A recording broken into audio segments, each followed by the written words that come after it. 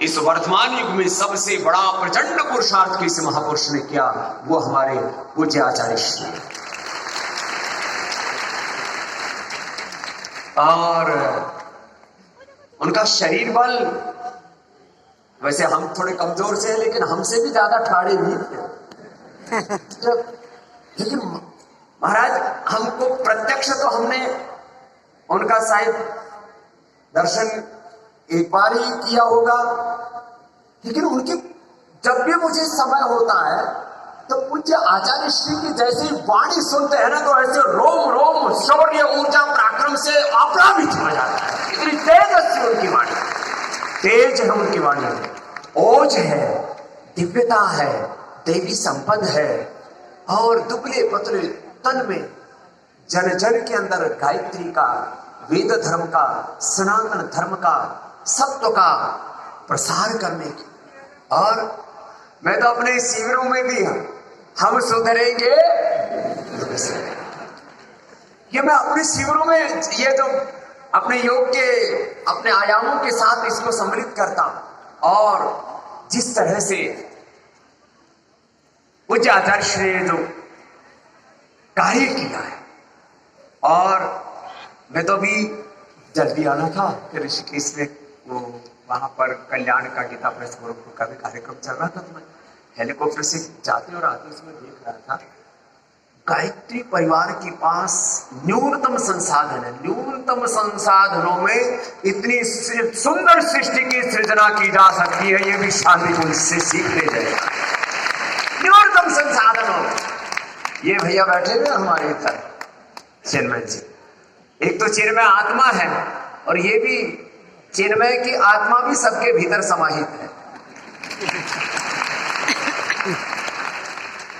इनमें जो धैर्य है, इनमें जो शालीनता है, कितने बड़े बड़े महापुरुष। हमारे संन्यास परंपरा में जो अखाड़ा है, और अखाड़े में भी जो सबसे पुराना अखाड़ा, जूना अखाड़ा, उसके हमारे आचार्य महामंडलेश्वर, हमारे संन्यास परंपरा के एक शिखर पुरुष, हिमालय जैसे महापुरुष यहाँ पर विराजमान है। पूज्य वरिष्ठान कितनी प्रीति करते हैं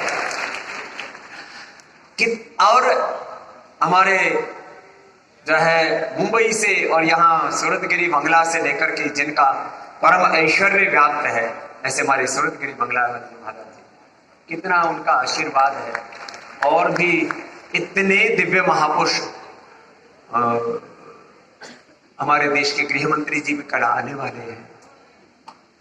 बात किसी मंत्री की नहीं, किसी साधु सन्यासी की नहीं, माने सारे भारतवर्ष में यदि एक दो ऐसी सनातन धर्म की जो मूल संस्थाएं हैं, और उसमें एक सनातन का शाश्वत प्रवाह गायत्री माता से लेकर वेद माता से लेकर के भारत माता गौ माता की पुण्य सेवा का पुण्य प्रवाह कहीं से चल रहा है, तो शांति कुंज महातीर्थ से चल रहा है।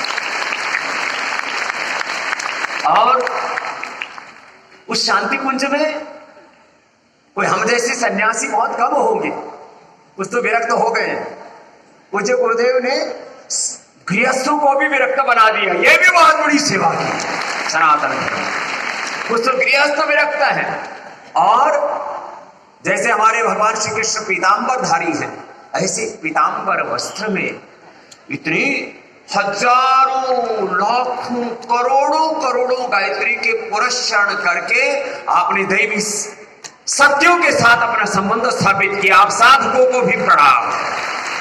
आप साधकों की साधना से आज गुरुदेव का जो संकल्प है वो अपने साध्य तक पहुंच रहा है, और इसकी हमें बहुत गहरी एक आत्मिक संतोष की अनुभूति इस रूप में कि एक सदगृहस्थ गायत्री की उपासना करके अपने आहार में, अपने विचार में, वाणी में, व्यवहार में, स्वभाव में, आचरण में पवित्रता ला करके गायत्री मंत्र को गाता ही नहीं है, इस शांति कुंज के गायत्री के साधक गायत्री को गाने के साथ गायत्री को जीते हैं।